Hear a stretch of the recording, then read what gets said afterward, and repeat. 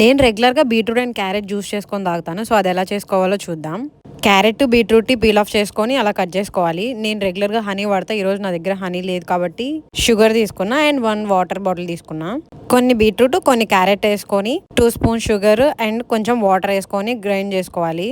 మా అమ్మ beetroot curry ఒక్కసారి చేసింది. అదే మేము స్కూల్కి వెళ్ళే టైంలో బాక్స్ ఎలా తీసుకెళ్ళానో అలానే వెనక్కి తీసుకొచ్చా. ఇంకప్పటి నుంచి ఎప్పుడు ఒకసారి కూడా మా ఇంట్లో బీట్రూట్ కర్రీ చేసుకోలేదు మేము. ఇంకా అది ఎలాగో తినట్లేదు అని చెప్పి జ్యూస్ చేయడం స్టార్ట్ చేసింది. ఇంటి దగ్గర అయితే అమ్మ ఎవ్రీడే చేసేది. ఇక్కడ నాకు కుదరదు కాబట్టి వీక్కి 2 టైమ్స్ అట్లా చేసుకుంటాను. మిక్స్ అయిపోయిన తర్వాత నెక్స్ట్ ఏం చేయాలంటే ఇట్లా ఒక గిన్నె తీసుకొని స్ట్రైనర్ యూజ్ చేయకూడదు, క్లాత్లో చేసుకోవాలి. జ్యూస్ మొత్తం క్లాస్లోకి యాడ్ చేసుకొని పిండుకోవాలి. ఇలా నెక్స్ట్ ఇంకో రౌండ్ మళ్ళీ జ్యూస్ చేసుకొని మళ్ళీ ఇట్లా వడగట్టుకోవాలి. ఇలా ఈ జ్యూస్ మనం తీసుకోవడం వల్ల రెగ్యులర్గా చాలా హెల్త్ బెనిఫిట్స్ ఉన్నాయి మనకి. మన ఇమ్యూనిటీ బూస్ట్ చేస్తుంది, ఇంకా స్కిన్ కూడా గ్లో వస్తుంది, ఇంకా చాలా ఉన్నాయి బెనిఫిట్స్ బీట్రూట్ జ్యూస్ తాగడం వల్ల.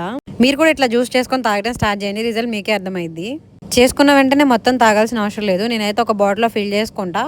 ఫిల్ చేశాక మిగిలింది తాగేస్తా. ఇంకా మిగతా బాటిల్ మొత్తం డే మొత్తం తాగుతాను అనమాట. నేను ఇది ఫ్రిడ్జ్లో పెట్టుకొని దీనిలో ఐస్ ఏం యాడ్ చేసుకోను, ఎందుకంటే మనం ఇది హెల్తీగా తీసుకోవాలనుకుంటున్నాం కాబట్టి. నేను కూల్ వాటర్ కూడా యాడ్ చేయను, నార్మల్ రూమ్ టెంపరేచర్ యాడ్ చేసుకుంటాను. మేము ఇంట్లో అయితే బెల్లం యాడ్ చేసుకుంటాం. బెల్లం షుగర్ కంటే హనీ ట్రై చేయండి, బాగుంటుంది.